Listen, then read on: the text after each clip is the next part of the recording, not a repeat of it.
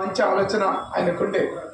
నేను ఇప్పుడు కూడా సాయిప్రియ కానీ వాళ్ళ సిస్టర్స్ కానీ వాళ్ళ బ్రదర్ మంచి పోలీస్ ఆఫీసర్గా పనిచేసినటువంటి వీరికి కానీ నేను ఏమంటా అంటే దుర్గాజీ గారి యొక్క ఆశయాలని నెరవేర్చేటటువంటి క్రమంలో వారి పేరు మీద ఈ రాష్ట్రంలో ఒక మంచి కోచింగ్ సెంటర్ అకాడమీ పెడితే బాగుంటుందనేది నా ఆలోచన.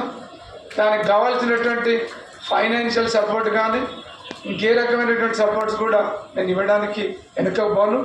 ఆయన పేరు స్థిరస్థాయిగా తెలంగాణ రాష్ట్ర జ్యుడిషియల్ అకాడమీలో నిలబడిపోయేటట్టుగా మనం ఒక సెంటర్ ఏర్పాటు చేస్తే బాగుంటుంది. దానికి కావాల్సినటువంటి స్పేస్ కానీ డబ్బులు కానీ ఏదైనా నా వైపు నుంచి నేను కోఆపరేట్ చేస్తాను కూడా మీ నోటీసులు పెడుతున్నాం. చాలామంది యంగ్ అడ్వకేట్స్, పేదలు, ఎస్సీలు, ఎస్టీలు, బీసీలు, మైనార్టీలు, ఒక్కటేంటి అన్ని కులాల పేదలందరూ కూడా ఇలా జ్యుడిషియల్ వైపు వస్తాము. పెద్ద పెద్ద కుటుంబాల నుంచి ఒకనాడు న్యాయవాది అనంటే చెట్టు కింద పీడరని ఎగతాళి చేసినటువంటి జనం ఇవాళ ప్రతి రంగంలో